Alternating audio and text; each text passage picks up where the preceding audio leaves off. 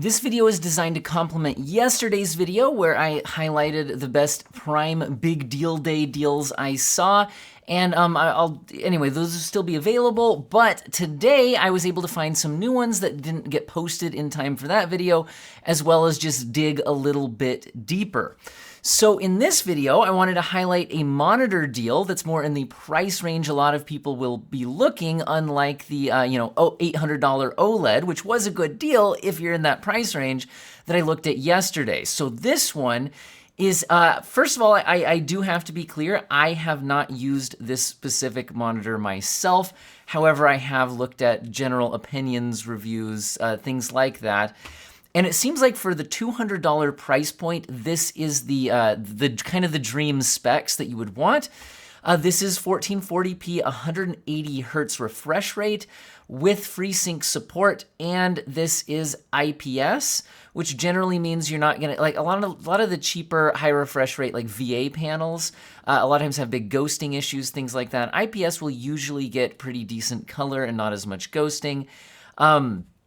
So IPS, 180 hertz, 1440p monitor with FreeSync support for $200 really is, I think it's hard to beat that kind of specs at that price. Like I said, I have not used the actual monitor myself. It's always a good idea to check if these are actually sales, because sometimes, things get jacked up price right before Prime Day and then they drop back down. Checking the Amazon price history on this monitor, this does seem to be a fairly new model, but tracking the prices since July, it seems like it has hit the $199 price point before, but it was briefly and then has been back up above that, closer to $220 for a while. Then it did shoot back up, and now it's dropped to $199. So this is not the only time it's ever seen that price, but it does look like it has usually been higher than that. And this is matching the lowest price that we have seen. Now, let's go ahead and take a look at this. So I posted this on my community page yesterday. The 7900 XT 20 gigabyte AMD graphics card drops to $699.99, a price where if it had launched at, I think it would have had absolutely glowing reviews and probably should have been called a 7800 XT because it's an actual step up, from a 6800 XT. Anyway, the point is that this graphics card performs very similarly to and often better than the RTX 4070 Ti, which is still closer to $800. This is now dropping down to $700, and unlike that card, which is 12 gigabytes of VRAM, which feels pretty bad for $800, getting 20 gigabytes for $700 certainly feels a lot better. This card has a lot of power.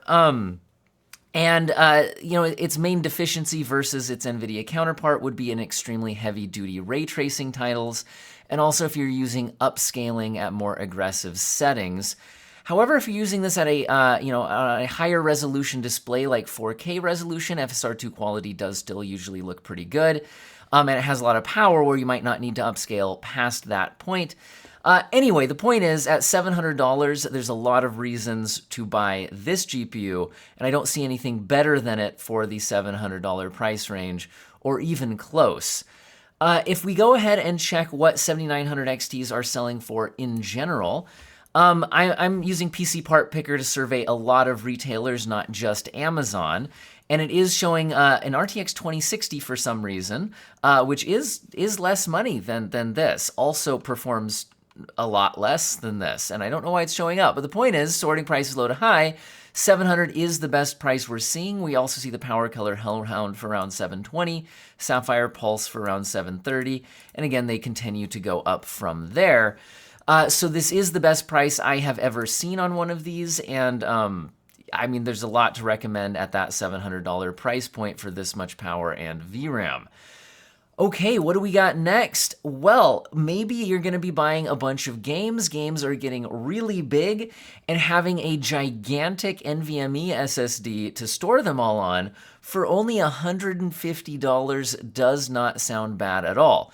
Now, this is not the fastest NVMe SSD that you'll ever see, but it's plenty fast enough for gaming workloads, and it has 4 terabytes for $150. It also mentions some DRAM SLC cache. So, not the fastest thing in the world, but 4 terabytes for $150 just sounds absolutely crazy compared to like prices you would have dreamed about a year ago.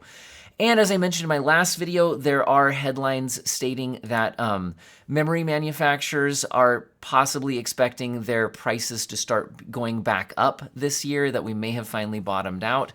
So again, can't really predict the future, but this certainly looks good. If you compare it to the general market, again, if I use filters on PC Part Picker for just any SSD, NVMe or not, for a at least 4 terabytes of capacity, and sort prices low to high, yes, there's a few SSDs slightly cheaper than this, but these are generally SATA drives, not NVMEs, and this is the lowest priced NVMe 4 terabyte on the list.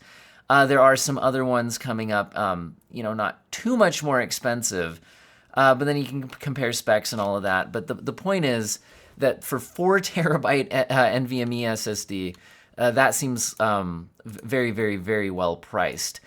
All right, but what if you need a new CPU to go along with it? Well, the 7800X3D is arguably at least tied for the fastest gaming CPU on the market, and it's down to $349 even today on Amazon.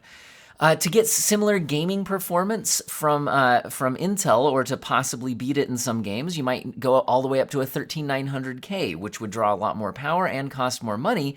Granted, it has more actual just multi-threading horsepower, but for gaming workloads, the 7800X3D puts up a massive fight here at $350. Pairing that with this $699 7900 XT, and maybe get a smaller, faster SSD, but honestly, a 4 terabyte one here, you got the makings of a very, very good gaming PC that's very high end and will have a lot of staying power.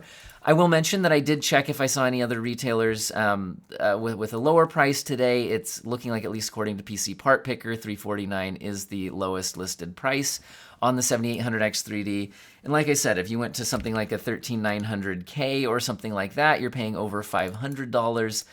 Granted, you can get still pretty close performance from something like a 13700K, which then is coming in still more expensive, but closer to this price. But again, very, very good price on the 7800X3D. And to round out my top 5 for today, how about something to power all of them? Now, this is an 850 watt gold, 80 plus gold rated power supply. But not only that, this does, unlike many other power supplies, actually natively feature the 12 VHP WR12 very high power, I'm guessing is probably what that stands for. A connector. This is of the cable melting fame when the 4090s first launched. But if you're buying a lot of the 40 series GPUs, they come with this power connector. And if you don't have a power supply that's supplying one of those power connectors, then you'll have to buy you might not have to buy adapters, but your GPU probably has adapters. Now you have a whole bunch of 8-pin cables plugging into this 12-pin adapter cable, and it can honestly look kind of ugly. So having a power supply that does just have that built in and coming in at 850 watts for $110 is a good price for all of those features and all of that. So that's my new top 5 deals for day 2. They're not really to be better or worse than the deals I showed yesterday, which, quick recap, we had the 4080 coming in at under $1,000 finally.